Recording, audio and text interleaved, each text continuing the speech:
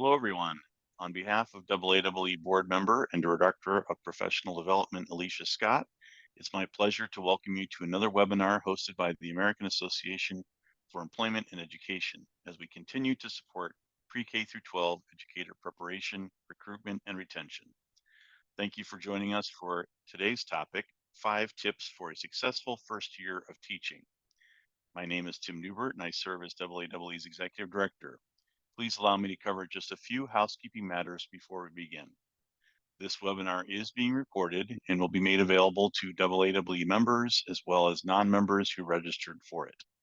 Attendees are encouraged to post any questions, comments, or feedback using the Q&A or chat features within Zoom.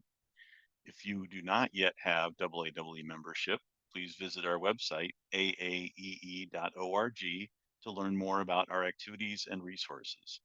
We are a professional association intent on positively impacting education through professional connections. Related to that mission, we connect the 3 critical groups involved with the preparation, recruitment, and retention of pre-K-12 educators: university professionals and others who prepare and support educators, school system professionals and others who recruit, hire, and retain them, and of course, educator candidates themselves. We offer annual publications such as the Job Search Handbook for Educators. We conduct an educator supply and demand survey each fall and winter, resulting in a spring report. In conjunction with Youngstown State University, we are conducting a new survey entitled Job Satisfaction Needs of Entry-Level K-12 Educators, Finding the Tipping Points. We co-host the careersforeducators.com job board with Kappa Delta Pi. We host webinars such as this one on topics relevant to our membership. We sponsor scholarships for future teachers and mini grants for school systems to encourage and support educator pipelines. We co-host an annual national working group on teacher retention in collaboration with Upbeat, and we host an annual conference and education career expo each fall. Our October 2024 event will be held in Denver, Colorado. Joining me for today's webinar are Dr. Katie Leckenby and Dr. Ann Rose. Dr. Leckenby is an assistant professor in the special education department at Slippery Rock University of Pennsylvania, where she is a co-advisor for SRU Council for Exceptional Children and SRU St. Jude Up Till 2. Prior to entering her career in higher education, Dr. Leckenby taught in the public school setting in the suburbs of Pittsburgh, where she had the title of autistic support teacher, as well as learning support teacher. She has experience with starting new special education classrooms, co-teaching in the inclusionary setting, and transition. Her research interests include student mental health regarding programming and effectiveness, the effects on inclusion in post-school outcomes for students with special needs, and how to improve the teacher-para-educator relationship. Dr. Rose is also an assistant professor of special education at Slippery Rock University. Dr. Rose has been a special education teacher, administrator, and professor for over 10 years. She earned a BS in psychology from Geneva College, an MAT elementary education and special education from Chatham University, and an education doctorate in special education instruction and learning and school leadership from the University of Pittsburgh. In addition to her work at Slippery Rock University, Rose continues to provide educational consulting services focusing on special education processes, procedures, and compliance to K-12 public and private education systems throughout Western Pennsylvania. Thank you both for being here today to share your knowledge and insights. I'll now turn it over to you, Katie. All right, thanks, Tim. So today we're going to be presenting on 5 tips for a successful first year. We will first introduce ourselves. We'll talk about starting off your first year because it can be quite an experience. And then we'll talk about 5 tips for success, and then we'll have time at the end for some questions. So just to introduce myself, I'm Dr. Katie Leckenby. Like Tim said, I teach at Slippery Rock University in the special education department. I went to Slippery Rock University for my undergrad degree in music therapy. I then came back and worked as a graduate assistant while I got my master's in special ed and an additional bachelor's degree in elementary ed. After graduating with that, I worked in the Pittsburgh area as an autistic support teacher, and then as a learning support teacher in a middle school in the suburbs of Pittsburgh for about 10 years. I got my doctorate in special ed at Slippery Rock. And then I was hired, I taught a couple classes at Robert Morris University. I taught for 2 years at St. Vincent College, which is where the Steelers train, if you are familiar with the Pittsburgh Steelers. And now I'm very happy. This is my 3rd year back at Slippery Rock. We also do educational consulting. So in addition to teaching at Slippery Rock, we are actually in the districts. So when we're not at Slippery Rock on campus teaching, we're in the districts filling administrative roles in special ed. So while we are teaching in higher ed, we actually are still involved in the districts. It's all you, Anne. Thanks. Hi, everybody. I'm Dr. Ann Rose. I am also an assistant professor within the special education department at Slippery Rock University. As Tim already went through this with my bio, I have degrees from psychology to special education to school leadership. You'll see that in this particular slide, both Katie and I, Dr. Leckaby and I, listed our certifications, and we can talk about that a little bit more towards the end, but we really went and added, in Pennsylvania, you can add on additional. So sorry. That's okay. So like I said, we consult the districts, and Dr. Rose is in a district right now that is having dismissal. But yeah, we'll talk more about. They're done for a second. I really apologize, everybody. But yeah, the certifications were add-ons so that we could make ourselves more marketable and go into different classrooms at different levels and provide general education instruction and or combination of gen ed and special ed. I also have those administrative experiences with a variety of school districts in the Western Pennsylvania area. And altogether, I think I'm close to 15 years in public education. All right, so to start off, we just kind of want to talk about the emotions when you're starting off. There's excitement, right? You're excited, you got a job, you're getting a paycheck, you're out of college. You're not paying to student teach anymore, which is a very exciting thing to have somebody actually pay you. But I think there also comes that fear and trepidation of you don't know what this new job's going to look like, right? You don't know what the expectations for you are going to be. You don't know how you're going to manage the workload or the balance between your home life, your life outside of school, and your life in school. Dr. Rose, anything? Yeah, I think it's a huge transition going from being the student for so many years to then being the leader within your own classroom. So it does incorporate all of those exciting moments of having your first job and getting your paycheck and getting to run your own classroom. But, you know, anxiety comes with all of that. So we wanted to make sure that we talk about some tips to make that first year the most successful that you could have. So just to start off in the chat, what were your biggest fears when you were starting out? I know mine was probably just the fear of the unknown and always thinking that kind of like an imposter syndrome, like this principal is going to think, why did we hire this lady? She doesn't know anything. Or the fear of not knowing what my schedule is going to look like, what my caseload of students was going to look like, and the worry of basically messing something up. Yeah, I think that would be mine. Mine was definitely, do I know what I'm doing? Am I actually trained to do this? The doubt that I have the tools that I needed to go in and run my own classroom. Is anybody else in the chat like just, you know, if you wouldn't mind sharing a fear? Fear of upsetting administrators or parents. Yes. I think that is a big thing. Yeah, that I was going to do something that my administrator would be like, why did she do that? Why did she think that was a good idea? What was she thinking? And then, yeah, kind of like, why did we hire her? What were we thinking? Yeah, I think that's a big fear that every teacher has and probably still has, even though, you know, whether you've been in it 10 years, 15 years, 20 years, you're still worried about, you know, how you say something to a parent, if they're going to take it the wrong way or something's going to be misconstrued. Yeah, fear of the unknown. Cassie says teaching in a different district from where I did my student teaching. Absolutely. Every district. In Pennsylvania alone, we have over 500 school districts statewide or Commonwealth wide. So everyone functions a little bit differently, and every district has, you know, its hierarchy of individuals, and just getting used to the new system that you're in. Absolutely.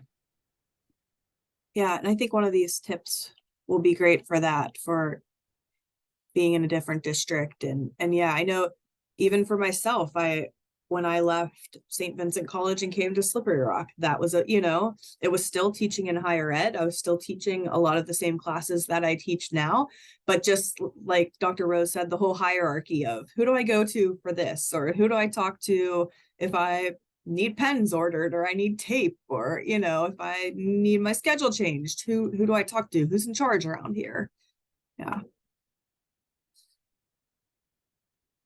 Okay, so our first tip number one is to introduce yourself to everyone. That sounds pretty simple, and it sounds like something that is a no-brainer, but there are times where I might not be, socially aware of the four people standing in front of me that have no idea who I am, and I don't know who they are. So the best way to do that is to get your name out there and your face out there. They might see in a newsletter that that the district hired you, or they might make an announcement at the first in-service day, but really making sure that you're friendly and approachable, and that it's known that you want to be there, and that you're happy to be there. So just a few people that we have here listed would include your teachers, your colleagues, any paraeducators that are working within your team, or even within other teams that your students might mingle with or see throughout the day.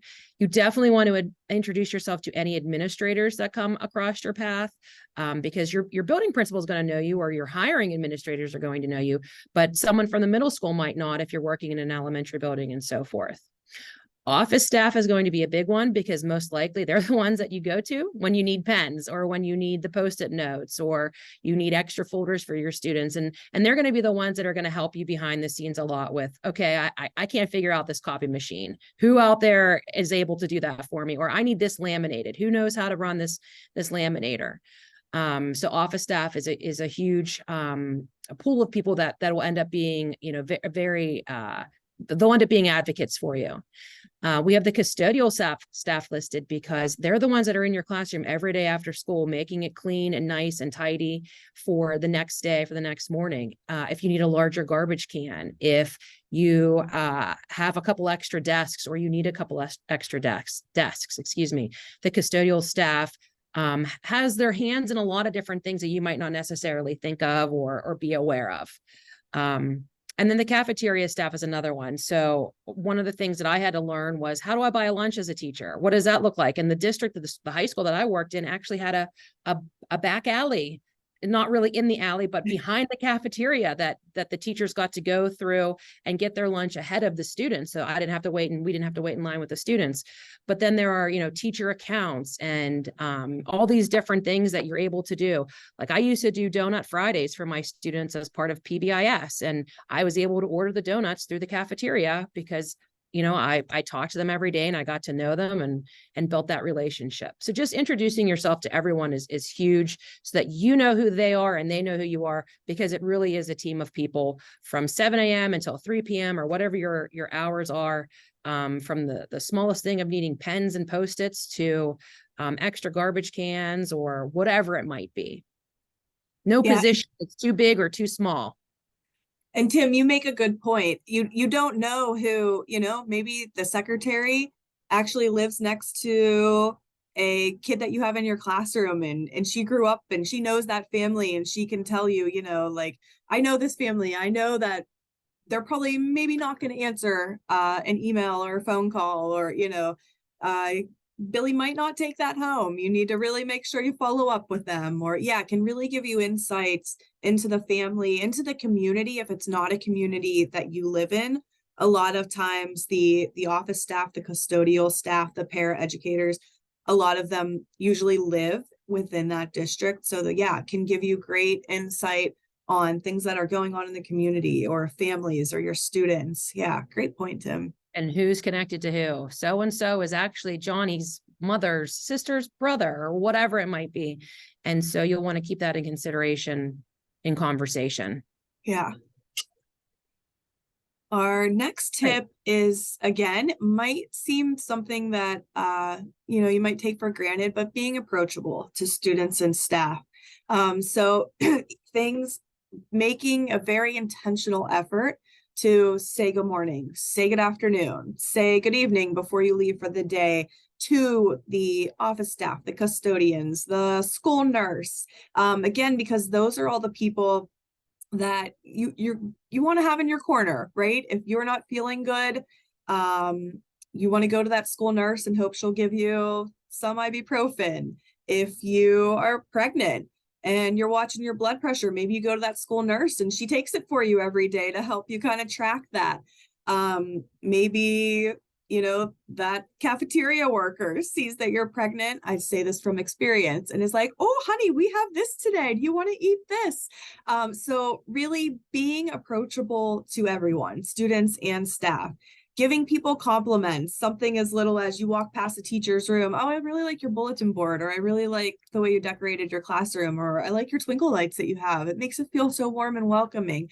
Again, can seem like something, we might overlook or might take for granted, but I think it's a very easy way to build positive relationships from the get-go with the people that you're going to be interacting with on a daily basis.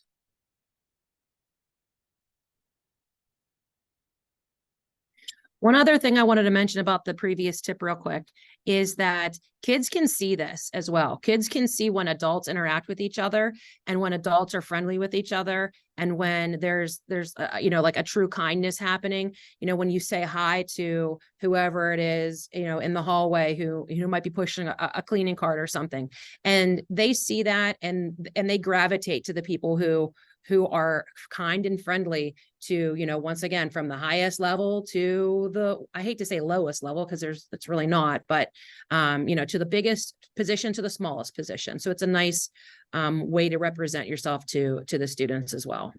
Yeah, great point. All right, tip number 3. Set realistic goals. So I know that coming out of student teaching and working towards and landing your first job, you are feeling on the top of the world, and you have these goals for yourself to be the best at this and the best at that, and I'm going to have the best classroom management plan, and I'm going to have my paperwork done with 2 weeks ahead of time so that I can proofread and whatever else it might be. However, we always end up with the unexpected, right? So we have students that move into the district that we weren't prepared for.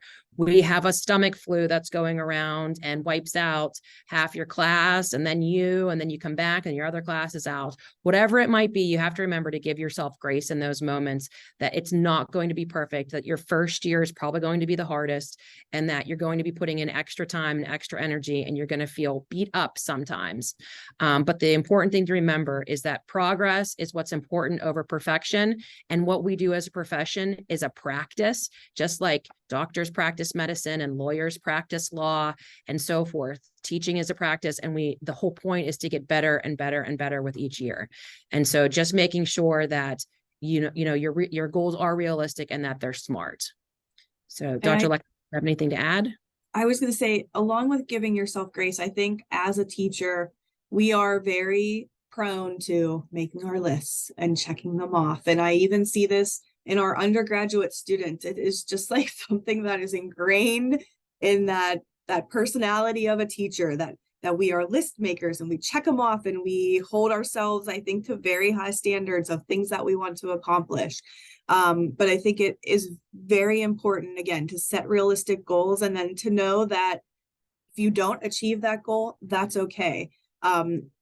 When I taught in the middle school, I had a colleague across the hall who, every day he'd say, "Hey, Lucky, how's it going?" And I'd say, "Oh my gosh, I'm so stressed over checking this work, or I have to get this IEP written for this meeting." And I'd have this whole list of things that I really, really wanted to get done.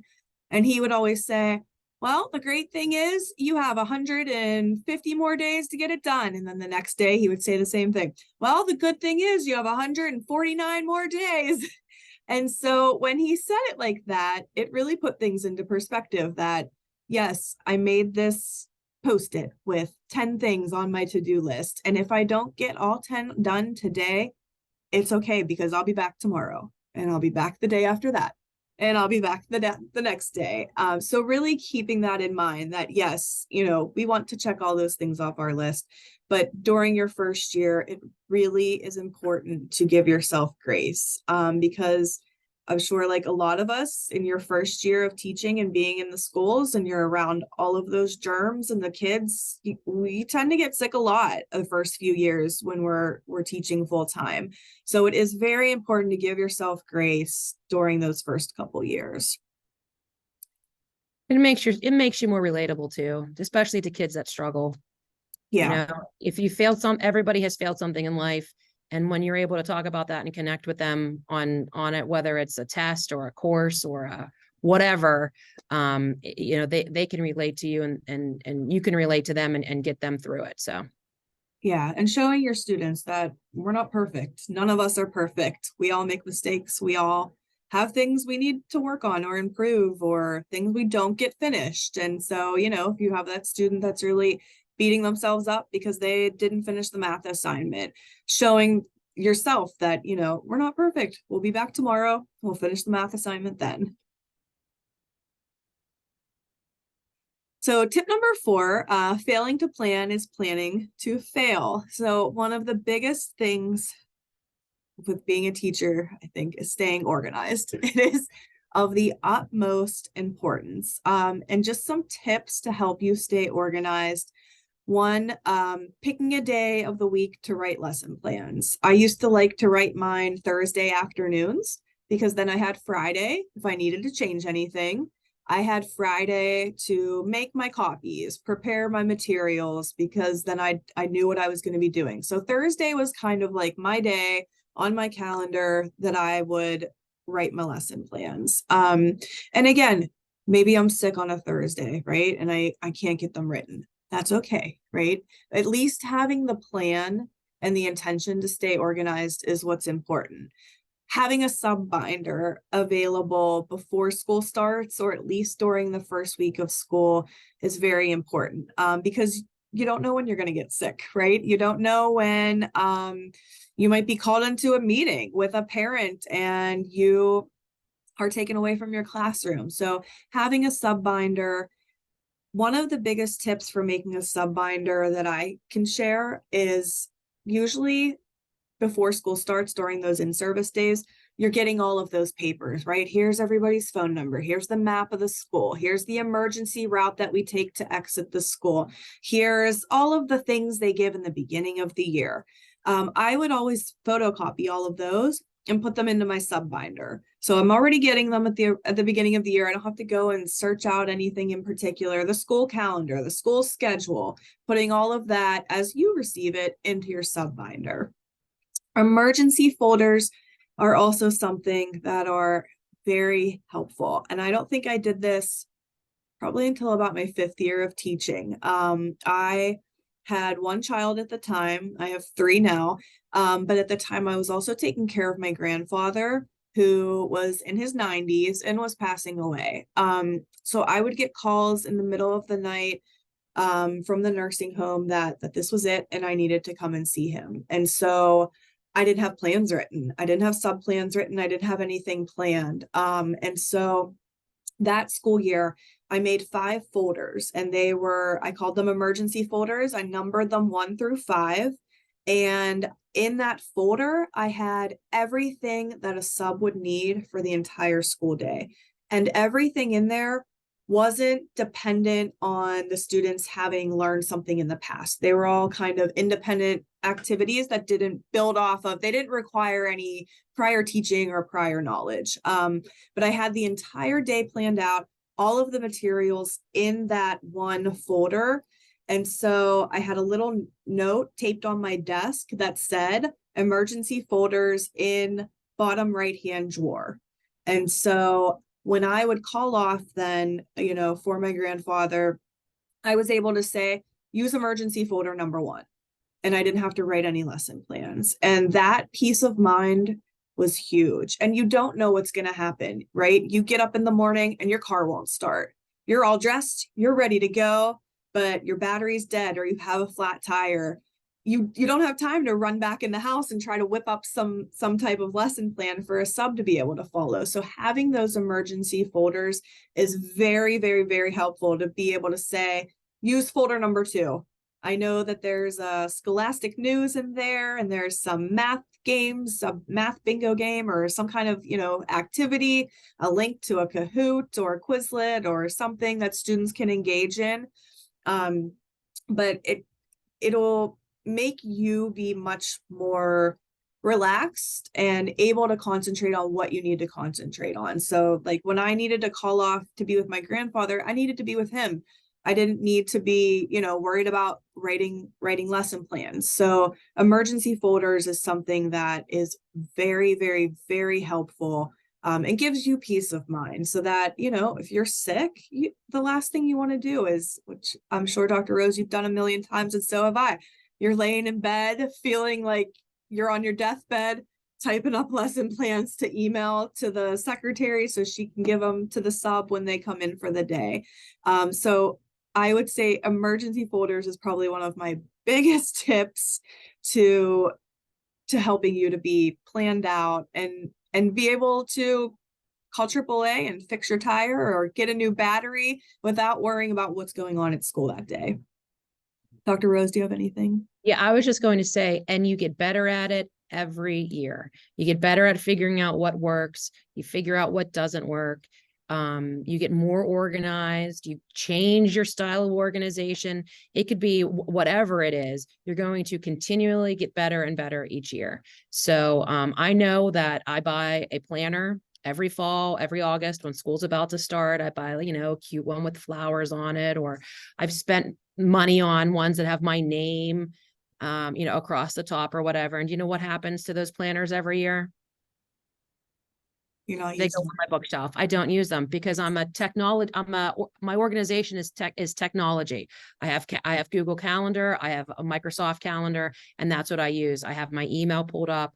I have my computer. I set out to be organized with a planner and paper pencil, and it never works out, with the cute little stickers and all that fun stuff. I wish I was that person, but I'm not. And it took me a really long time to come to terms with that. But that's just not who I am. So I fall back on technology, and technology, you can build in alarms and you can build in beeps when you're about to start a meeting in 15 minutes or whatever. So it took me a long time to get there. But the point of me telling you that is you're going to always be changing and growing and evolving and becoming better at it and becoming more organized at it and becoming organized in different ways. So don't feel like you're failing if you need to change something or do something better next time. Yeah. And again, like you said, you're always growing. Yep. This is my 5th year in higher ed, and it is my 15th year teaching. Mm-hmm. And this is the first year that I kind of designed a little template for my day.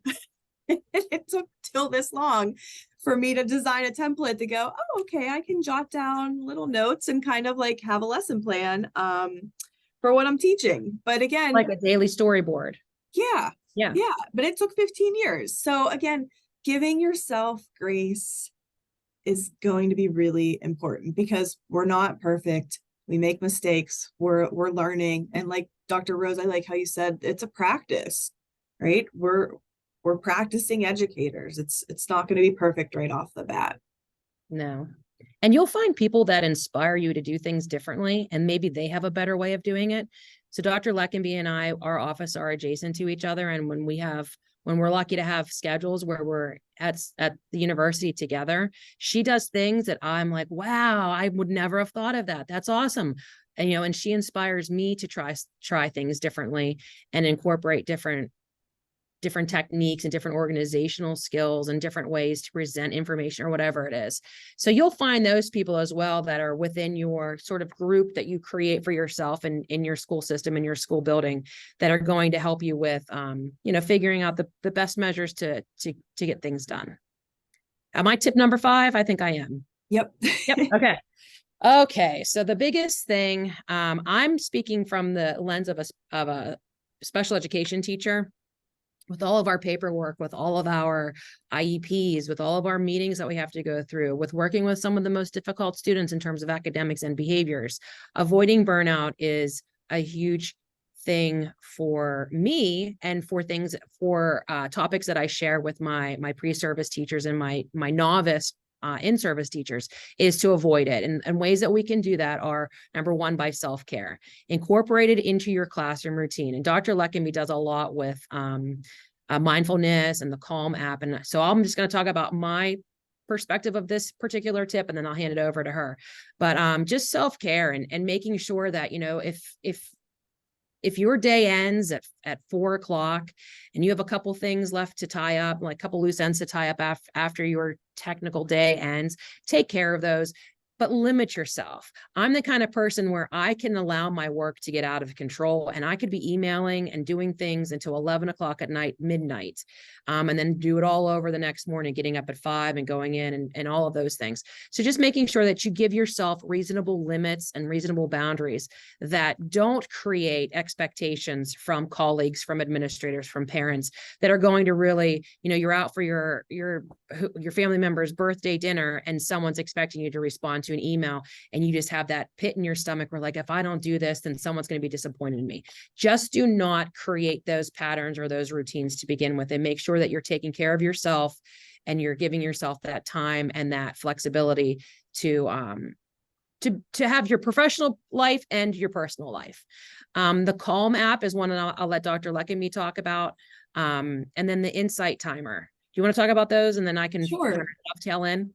Yeah. So I do a lot of presenting on mindfulness in the classroom. That's kind of one of my bigger areas of research, looking at students' anxiety and depression in the classroom, how it presents, and then as teachers, what can we do? Because we're wearing a lot of hats, right? You're the school counselor, you're the nurse, you might be almost a foster parent to that child.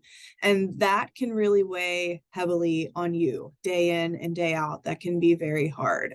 So I know, self-care is it's great, but a lot of times it can be another thing that's added to your to-do list. And when you're already feeling overwhelmed, somebody's saying, well, you just need to incorporate self-care. You're like, well, that's great. Where am I going to add that into my day that is already booked up and I'm already behind on lesson plans and grading? And so one of my tips, I think, is to incorporate it into your daily classroom routine. And so different things like guided meditation. And the Calm app has great free resources for teachers and resources for the classroom. They have a booklet on their website with all of the links right there.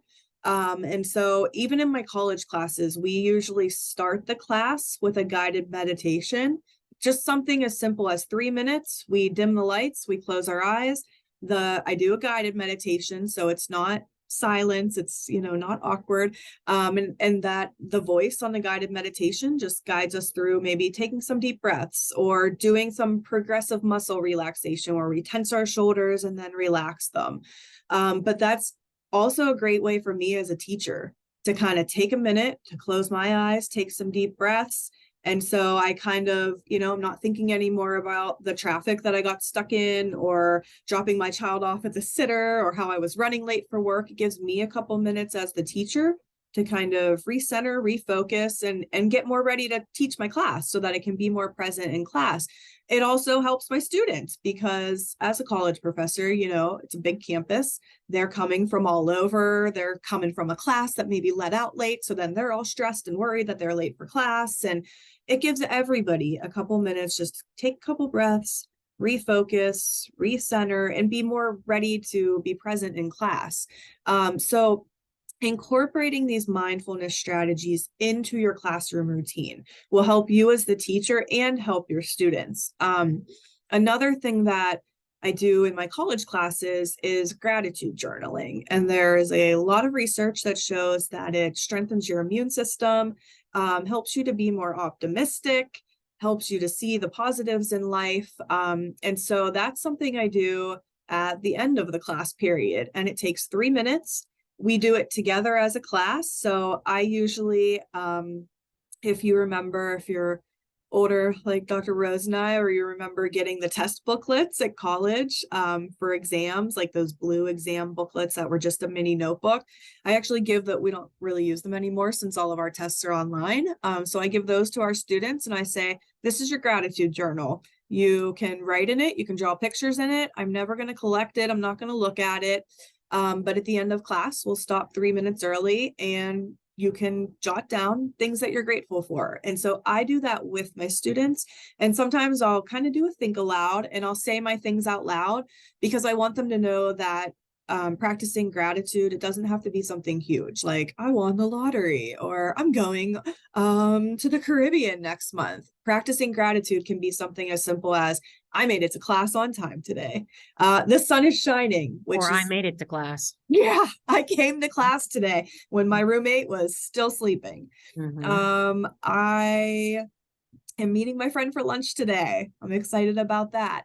And so again, incorporating it into your class routine doesn't make it something for a teacher that's just another thing on your to-do list, right? Because I know it is a big initiative right now that you need to practice self-care and you need to do this, and a lot of times it can add stress because it's just adding another thing that you need to do when we already feel overwhelmed and like we don't have enough time to do things. So actually incorporating it into your classroom routine will help you as the teacher and help your students. So like I said, the Calm app is a great app that has free resources for teachers and for students. Something as simple as there's like a 3-minute breathing bubble where it's just a bubble that goes out and in, and it just guides you in taking some deep breaths for 3 minutes. That's it. So something as little like that to start off your day with your students is a great way to help you as well avoid burnout. And I know for myself, I find myself as a teacher looking forward to that in the morning because I'm rushing around. I'm trying to get my kids on the bus. I'm trying to get, take the stuff that I need to school, remember what to take with me. I need to let the dogs out so they can go to the bathroom. And right, there's all these things before we even get to school. And so I find myself telling myself like, just get all this done. As soon as you get to school, you'll get to take a couple minutes and close your eyes and just relax and refocus and be ready to teach your class. So incorporating it into your class, like I said, isn't just going to benefit your students. It's really going to benefit you as well. And the Insight Timer app I feel like it's a very underrated app, but it is free and it has everything on there. There are yoga classes, there are stretching classes, there are live classes and guided meditations and music performances. There's somebody who every day at noon plays the piano, and it's very relaxing. And so sometimes I'll put that on while I'm doing work in my office. But there are also pre-recorded meditations, stories, music, stretching activities. So there's pre-recorded as well. You can search it by age group. There are stories like Peter Pan or Cinderella that are just told in a very calm and relaxing voice. There are sleep stories on there for helping kids to fall asleep.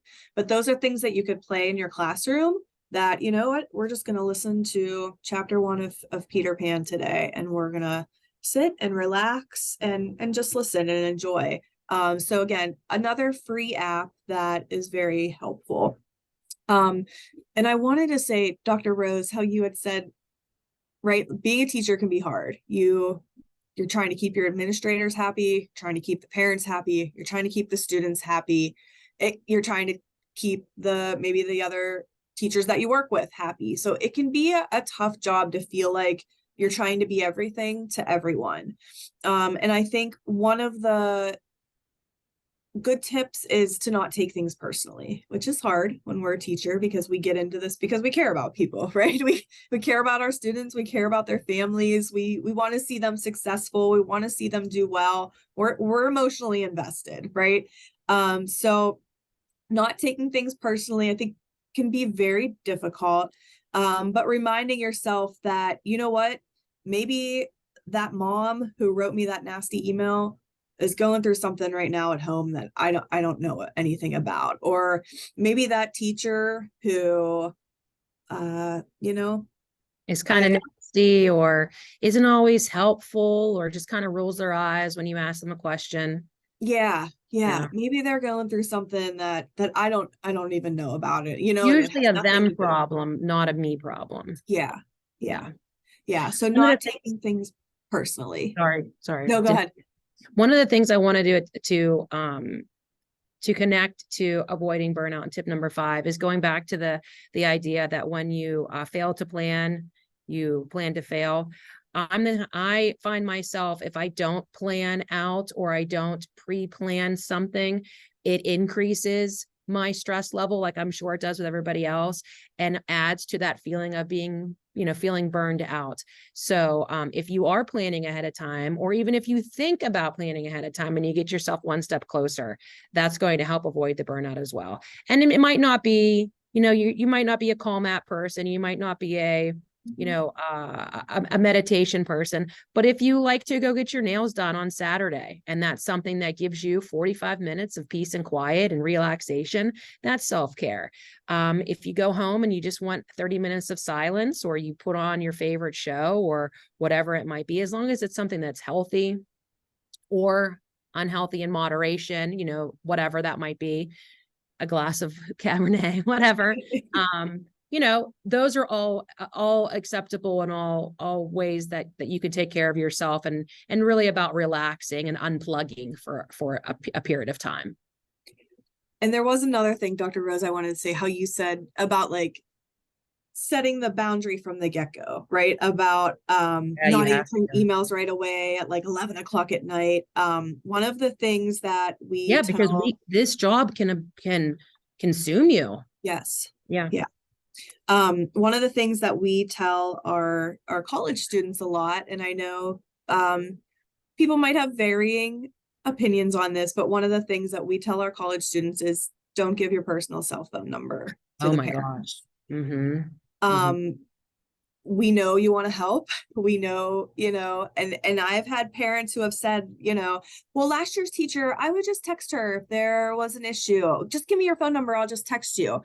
And I almost felt guilty saying no, right? Like I should be there to give everything for my students. But once you do that, right, you kind of open the floodgates for those parents to have access to you 24/7. And when they don't, or if you don't respond in an appropriate amount of time, then they might be going to the principal saying, well, I haven't heard from her and I texted her, and that can be damaging to the relationship. So kind of making sure that you set those boundaries up from the beginning, I think, is really important to protect yourself. So not giving your parents' phone number, using something like Remind or Class Dojo, using an app to Google communicate Voice. with them. Yeah, whatever's available to you through your school district. You'll have a school district issued email. You'll have a school district extension. There are many, many ways to reach you throughout the school day just by calling the building to leave you a message or get a hold of you. So yeah, I tell all pre-service teachers that. I tell teachers that I work with in districts, not to provide your personal cell phone number. It's a level of protection as well. As once again, special ed world, they can subpoena cell phone records if you're communicating through your cell phone, and you just don't want to open that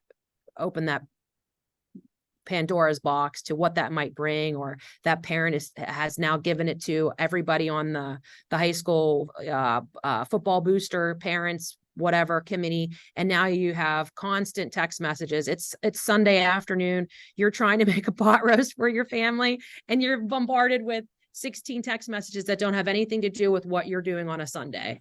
So yeah, that's great to bring that up. Yeah. All right. And our last piece of advice is, you're not perfect. No one is perfect. Everyone has to start somewhere. And again, I know, as teachers, a lot of times we hold ourselves to really high standards. We want everything. We want our classroom to look perfect, and we want our worksheets to have the cutest graphics on them, or, we want these lessons to be so engaging. Not every lesson can be awesome and engaging, and that's okay. Not every inch of your space of your classroom is going to be Pinterest worthy, and that's okay. You're not perfect. Everyone has to start somewhere. And when you have those feelings of being overwhelmed and thinking, oh my gosh, what did I do? Why did I get into this? What was I thinking? Just know that everyone has felt this way. You are not alone. We have all had those moments of just complete overwhelm. And you're everyone has felt this way. Everyone has had to start off somewhere, and you're not alone in that. Anything else? Different ages and all different stages. So thank you for attending, for listening. Any questions? We Hopefully have our these emails tips there are if you think of helpful. something.